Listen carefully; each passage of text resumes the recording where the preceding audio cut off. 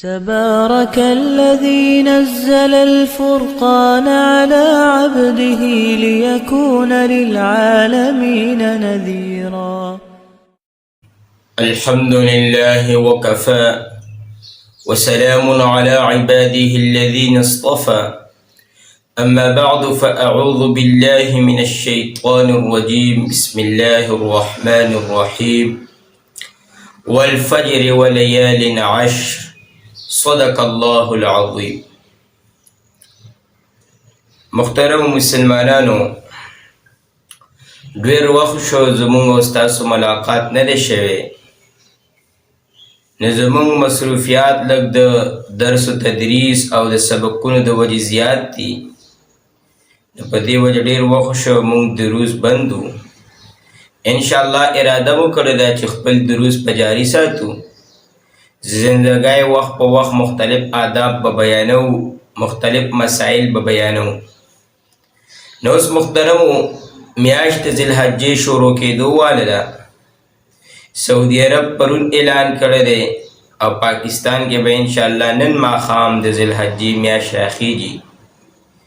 نو محترمو، دا ډېره قیمتي او بابرکته میاشت ده، ځکه قرآن مجید کې الله رب العزت وایي په دې قسم خوړلی دی ولیال عشر، وایي د دې لس شپو نه مراد د ذوالحجې دا لس شپې دي. اکثر مفسرین تشریح دا کوي. نو اوس محترمو، چې دومره قیمتي شپې دي الله رب العزت په قسم خوړلی دی، نو دې کې ډېر عبادات دي چې د هغې پہچان پکار دی، د هغې مسایل زده کول پکار دي. نو لومبی خو فضیلت د دې ذوالحجې فکار دی. حضرت عبداللہ ابن عباس رضی اللہ عنہ فرمائی، وی نبی کریم صلی اللہ علیہ وسلم فرمایل، وی بل رز داسې نشته چې هغې کې عبادت د ذوالحجې نه زیات قبول شي.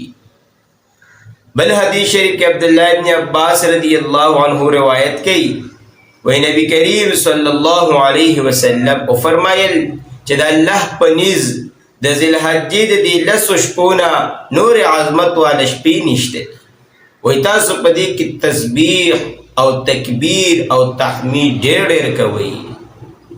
نو اوس محترم، په دې ورځو شپو کې، په دې لسو واړو ورځو شپو کې تکبیرات تشریق چې کوم دي، الله اکبر الله اکبر لا اله الا الله والله اکبر الله اکبر ولله الحمد، دا وی په دې لس واړو شپو کې ډېر ډېر ویل پکار دي. نو محترمو، دې کې بیا یوه ورځ ده چې هغې ته د عرفې ورځ ویلی کېږي. د عرفې ورځ دا د ذوالحجې نهمې ته ویلی کېږي. د ذوالحجې نهمې ته یوم عرفه ویلی کېږي.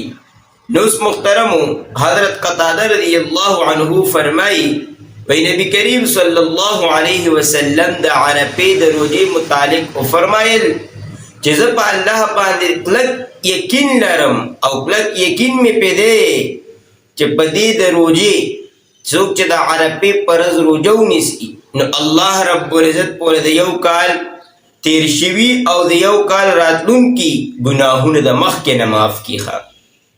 دا د ذوالحجې د ورځې د روژې نیولو فضیلت دی چې کومه د ذوالحجې نهمه تاریخي. اوس محترمو، خلک په دې کشمکش کې پراتی چې یوم عرفه کله وي او دا کوم مرګ سره صحیح ده. یوم عرفه دا یاد ساتل پکار دي، په ذهن کې راوستل پکار دي چې دا د ذوالحجې نهمې ته ویل کېږي.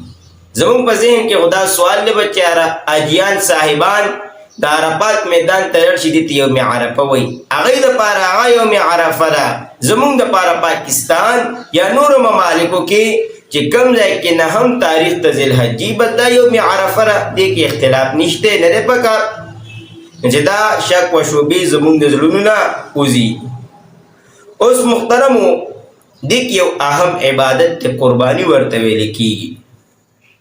اوس د قربانۍ څه حقیقت دی؟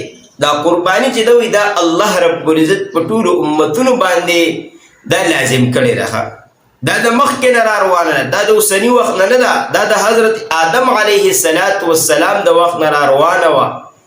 تاسو سوچوږئ حضرت آدم علیه السلام د زامنو چې کومه مسله رااله نو آدم علیه السلام ورته تاسو قرباني وکئ چې بچی د کومه قرباني اور وخوري بس هغه به الله ته قریب او چینی نو بس هغه بني نو دا قرباني د هغه وخت نه روانه ده دا د اوسني وخت ایجاد نه دی دا بلکې د پخواني امتونو نه روانه ده قرآن کې الله فرمایي ولکل امة جعلنا منسکا لیذکروا اسم الله علی ما رزقهم من بهیمة الانعام الله رب العزت وی دا ما په هر امت باندې مقرر کړی وه چې تاسو د ځناورو نه څه وکئ د الله په نوم باندې د دې ذبح وکئ چې کوم تاسو ته الله درکړي دي زمونږ دا قرباني چې ده د دې تعلق د حضرت ابراهیم علیه السلام او د حضرت اسماعیل علیه السلام قربانای سره ده هغه خو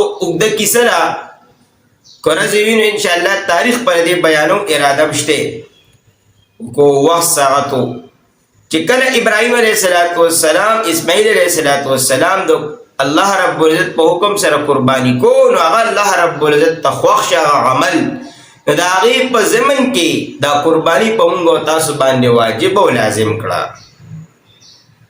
نو اوس محترمو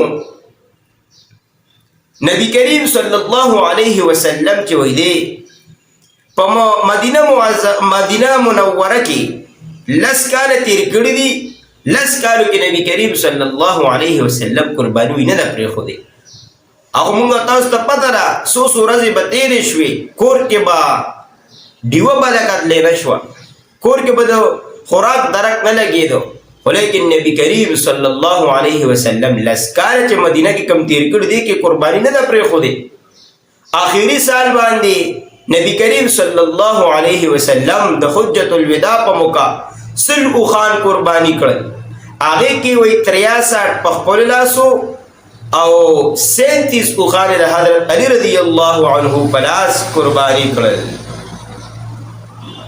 اوس دا خبره په ذهن کې راوستل پکار دي چې د قربانۍ ډېر اهمیت او فضیلت دی نو یو فضیلت خو له دغې نه معلوم شو چې نبی کریم صلی الله علیه وسلم خپله زندګۍ کې قرباني نه ده پرېښودې ان تر دې چې کور کې به د خوراک څه درک مو نو به ورسره خوراک خو ګنې قرباني نه ده پرېښودې دغه شان حضرت زید بن ارقم رضی الله عنه روایت کئی و یو ځل نبی کریم صلی الله علیه وسلم نے صحابو سوالو کو چې یا رسول الله دا قربانی څه شی دی نبی کریم صلی الله علیه وسلم ورته فرمایل دا د ستاسو د نیکو د حضرت ابراهیم علیه السلام سنت دی نه صحابو تپوس کو هغه خو د نیکو هرس کو چې زموږ د پاره پکې سنی کی وای زمونږ د پاره پکې سری څه فایده ده نبی کریم صلی الله علیه وسلم ورته فرمایل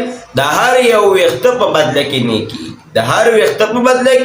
نیکی دا جان ام المؤمنین حضرت عائشہ رضی الله عنها فرمای نبی کریم صلی الله علیه وسلم فرمایل په 10 تاریخ وای د الله رب العزت په نيز د دین بل نیک عمل نشته د قربانای نه د ټول نه نیک او قیمتي عمل د الله په نس قرباني ده اوس ډېر خلک دا سوال کوي کم چې د مغرب نه متاثر دي یاره وایي قربانۍ ته څه ضرورت دی دا پیسې به صدقه ورکړو که نه لکه اسلام چې د غریب کم خیال ساتلی دی هغه رستاون ته کې د مغرب تصورونه هغه څو چنده سیوالی ته اوس سوچ کې د غریب او اسلام ولې د کم وخت نه کړی دی هر ځای کې الله رب العزت ته غریب خپل حقوق بیان کړي دي لیکن دا غرض الله رب العزت د مسلمانانو لپاره یو خاص عبادت قرباني ورکړې ده نو دغه تصورات پر ذهن نه وباسو که چا په زړه کې دا شک او شوبي دا ګنې مغربي تصور دی هغې وایي د یوې سوره ظلم کوي زناورو سره دنیا په لکونو کروڑونو حلالي کوي دا وایي ظلم دی الکه ظلم پسې دی الله رب العزت ته غریب خپل خیال ساتي او د هر یو شي نظام الله په لاس کې دی اوس محترمو دا قرباني چې ده دا د امام ابو حنیفه رحمت الله علیه په نیز دا امام مالک صاحب د دې په نیز باندې واجب ده چې دا زموږ ذهن کې چې دا قرباني ګنې واجب ده. اوس په کومو کسانو باندې واجب ده؟ نو د هغې لپاره 4 شرایط دي. لومبی شرط چې مسلمانی، په کافر باندې قرباني نشته، په غیر مسلمه باندې قرباني نشته. دویم شرط چې ازادي، غلام نی. غلامان خو اوس نشته، پخوا زمانه کې به غلامانو، خلکو به په پیسو اخیستل، یا د هغه خواهوه چې څه به یې پې کول، نو په غلام قرباني نشته. اوسني وخت کې چې کوم نوکران دي دا ګنې غلامان نه دي، دا خو آزاد خلک دي. غلام خو به چې د آقا څه خوښه وه هغه به یې پې کول، چې څه به یې پې خوښه وه هغه به یې پې کول. نو اوسني وخت نوکران نه، بلکې دا پخوا زمانه کې به په پیسو اخیستل، نو په غلام باندې نشته. دغه شان چې مقیمي، چې په علاقه او کلي باندې په مسافر باندې قرباني نشته. او 4م شرط چې مالداري او د دې نصاب ته رسي. اوس شریعت کې مالدار څوک دی؟ د قربانۍ دپاره 52 تولې چاندي ده. د 52 تولو چاندی نن سبا چې حسابو کې 2500 توله ده اوسني دور کې، نو تقریبا 1,36,000 روپۍ راځي. دا شان لګبګ نو چې دغه ته ستا سره مالیت رسی، یا سیوایي سامان رسی، مال تجارت رسی، یا تر زکات ورکولو مستحقی، نو ته به قرباني کې.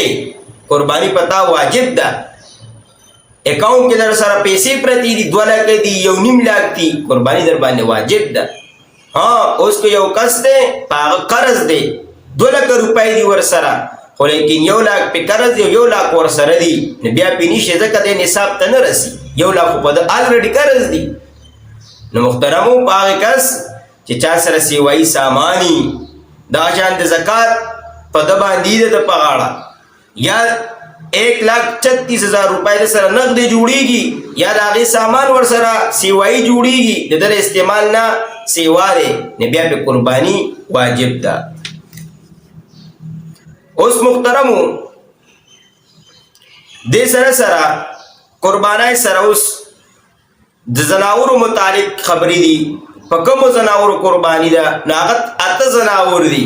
هغه یو ګډ دغه شان چیلی، دغه شان غوا او د هغې چې کوم مذکر دی، دغه شان دې سره میخه هم راځي.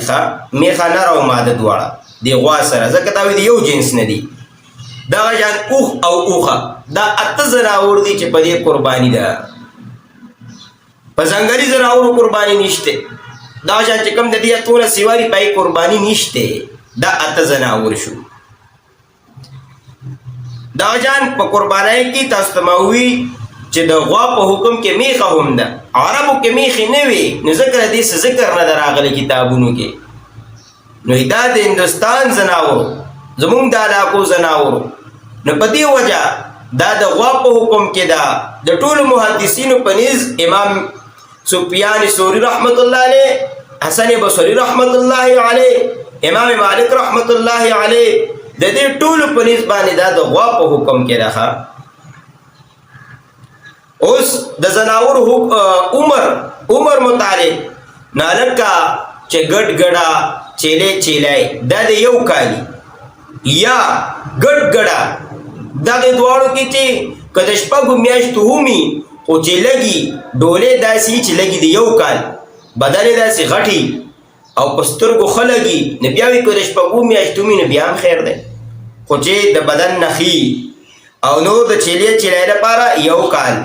دغه شان د غواو د میخې دپاره 2 کاله، که غاښونه یې یو کنه، خو لیکن دا کې احتیاط پکار دی د دغې تجارتي خلکو نه، چې کوم خلک د دې پاپاریان دي، هغوی نه اخیستو کې احتیاط پکار دی. اوس کو چا کور کې ساتلی ای ته خو پته ای، هغوی ونه شمېر کوي، برابر هر څه ساتي. خو لیکن دا پاپاریان دی په ما ته څه کوي؟ دی خو لړ شي پنجاب نه یې راولي او دا پته ورته یي د عمر څومره دی، هلته یې په دوکو دړکو اخیستي، دلته یې په ما ته په دوکو دړکو خرڅوي. وایي راځه قسم قرآن پې هم درته کوم. نو هلکه تا ته څه پته وه؟ ته دې سره وې هلته تا ولې حساب کتاب برابر ساتلی دی؟ نو د باپاري په سودا باندې یقین نه دی پکار. دا جان چې چاکور کې ساتلی نو که د هغې غاښونه نیم او چې د 2 کالو برابري نو بیا پې قرباني صحیح ده. دای کې احتیاط پکار دی. اوس قربانۍ کې د شرکاو تعداد نو ګډ ګډه چیلې چیلای دا به د یو کس نه دې کې به نور څوک نه شریکېږي او غوا او میخه او اوښ دې کې به 2 کسان شرکت کوي.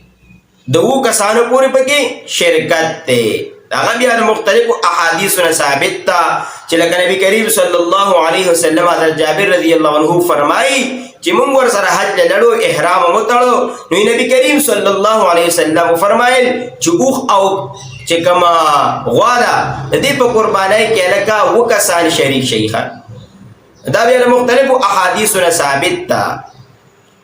دغه شان محترمو یو خبره ذهن کې راوستل پکار دي چې قرباني دې د وسه کېږي نو دا ټل چې ورته موږ د شرکت چې کومه قرباني ډېر کسان ناجمع شي نو احتیاط وکړه داسې کسانو سره ځان شریک کا چې تا ته د هغوی د مال دولت پته وي د هغوی د آمدنۍ د راتلو درته پته وي چې دی پیسې څنګه دي. یاد ساته که د یو کس پیسې هم ګډې وړې وي نو قرباني دې ضایع شوه. که د یو کس اراده هم خرابه وه د غوښې ارادې وه نیت یې خراب و قرباني ضایع ده. نو په دې وجه علماء کرام فرمایي وی قرباني ځان له بهتره ده. که څومره ځان لري نو دومره بهتره ده. او کوټل کې کیم په ګروپ کې کې بیا داسې کسانو انتخاب وکړه چې د هغوی پیسې صفایي حلالي او بل دا چې تا ته معلوم وي چې د نیتونه صفا دي او د دې چا ته پته لګي. په دې وجه ځان له بهتره ده. اوس د قربانۍ ورځې کومې دي نو د قربانۍ ورځ چې دي هغه 10 د ذوالحجې 11 د ذوالحجې 12 او 12 د ذوالحجې په دې 3 ورځو کې بدن نه قرباني کې.